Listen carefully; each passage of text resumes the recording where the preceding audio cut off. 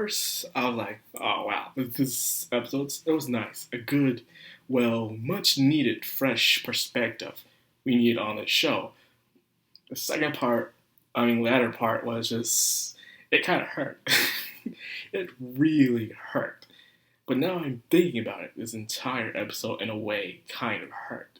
And who it hurt was the characters surrounding a certain someone, Katarina Klars. Because, damn, you tried so hard.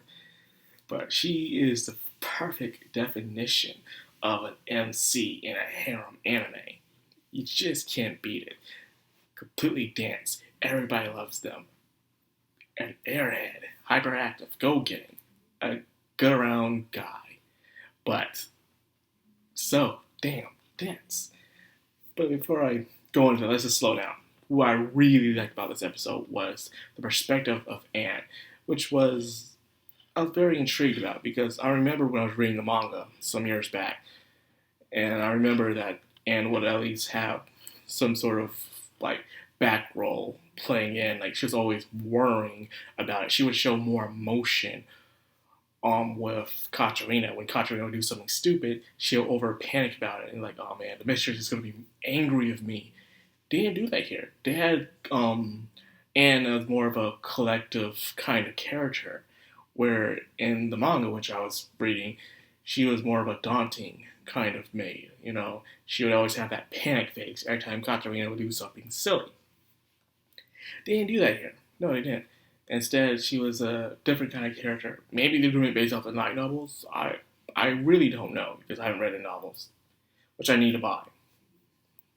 But it was nice to see her perspective on things, of how she saw everybody, you know, how she starts with Jirdo, how Katarina is completely dense with everyone, and Jirdo is still fighting to be the fiance, to marry her.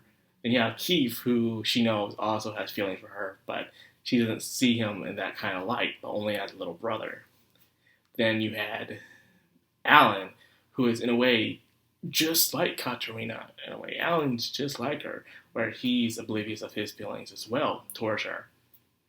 Then you have Mary. Mary. This girl. It's not because Katarina turned Mary to a lesbian. Nothing wrong with that. But she really ruined the story, the timeline there. Probably for a greater good. But however, it kind of turned Mary into a kind of a devious person. She is the boldest of all. Like, she's on Gyarados level when it comes to boldness with Katarina, but Katarina is too dense to realize that. And because of that, it frustrates her. She shows the more emotion when her schemes fail with Katarina, where she's disappointed, you know. She throws in her face like, hey, let's run away together. Or how she's trying to manipulate. She even manipulates Alan sometimes, so he's oblivious of his feelings. Now she's trying to manipulate Katarina, saying, hey, let's go run off and stuff. Let's forget our marriage and just run away with each other. Like, come on, man. You gotta be like that. But best of luck, man. You got your dog in this race, so I hope it makes it to the finish line, whoever it is. Then, of course, you had Nicole, which shows a nice little happy smile.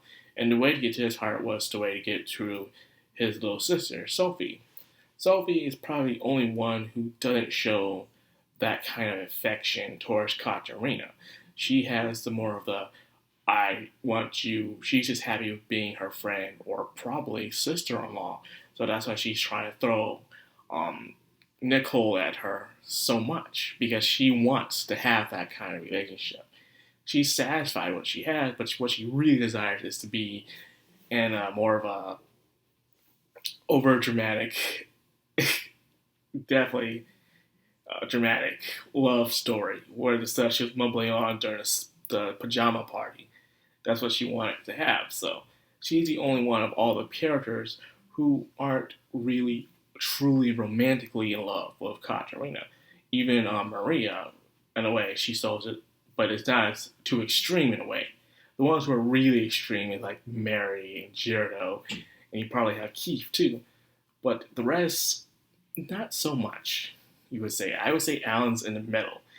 Probably when he realizes that he'll probably be up there too, but it'll be in a different kind of way. Because Alan's a tsundere. I don't know if I said this, but guy tsunderes are the best kind of tsunderes. You know? Why? Because guy tsunderes don't end up hitting you. They don't insult you all the damn time. They'll be kind of cold, but they'll make sure they look after you. So that's what I like about guy tsunderes. They're the best. Way better than girl tsunderes. I'm getting off topic. This main topic is supposed to be about Anne and how she sees things. Where in the manga it showed where Anne was more helpful for Katarina. This one they didn't show her much in the anime, which I was wondering when they were going to do that, which they finally did. Which I appreciate. They even showed her a situation where her mom married a baron, and the baron didn't really care much about her. And when the mom died, she pretty much threw her away. And then tries to bring her back to get married to someone. Like, get out of here. But then again, Anna is the kind of person who wants to live her entire life wanting to be needed by someone. That was her entire true purpose that she wants to have. She wants to feel needed, wanted, that desire, that yearning to feel appreciated. And Katarina was that person. Katarina is a dumb girl, she's pretty dumb. And she was spoiled. The original one was spoiled, but until she hit her head and then things changed. Now you have the Katarina that everyone knows and loves. And because of that, she is grateful to remain at Katarina's side. Then, of course, there's the part that hurts, where she sends everyone an invitation, and everyone brought her shears. And it was all just to help her with the harvest. That's all it was. So this is what brings me back to. Much as I am enjoying this show, and trust me, it's one of my favorite isekais. It's the thing is that how long will they run this formula? Some people have been asking this. Even though some things change here and there, it's the same thing. It's a giant misunderstanding. Everyone comes around because they're all invited by Katarina. They all try to get her affection, but things go completely off the rail. And they all have a misunderstanding. Like, oh, she invited you too? Yeah, she invited me as well. And it's the same thing that keeps happening in almost every episode, where they're all thinking or talking about Katarina and not anything else. So despite how interesting and good the show is, it lacks in other areas, the world itself, anything else that's going on outside of the situation of Katarina. But then yet again, this is based off the Ultimate game. So probably there wasn't much of world building to be made in the first place, because the visual novel is only focused on the characters and the characters alone. So I guess there's that excuse. Other than that, I don't see anything else I can really say, besides the stale formula that might keep happening. It's pretty interesting. The fact that she's even inside of a video game world makes no sense to me, but hey, you're in it for the ride, I guess. Now, it seems like the next episode will be a bit more interesting. I wonder how they're going to do this one. I am intrigued myself, but we have to wait and see.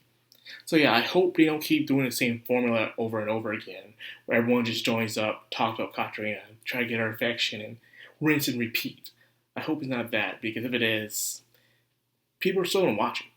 It's still in the top 10 on anime trending, but other than that, I bet some people will say, it got kind of stale towards the end because it kept doing the same thing over and over again. Hopefully it doesn't do that. We'll have to wait and see. So anyways, that's all I got.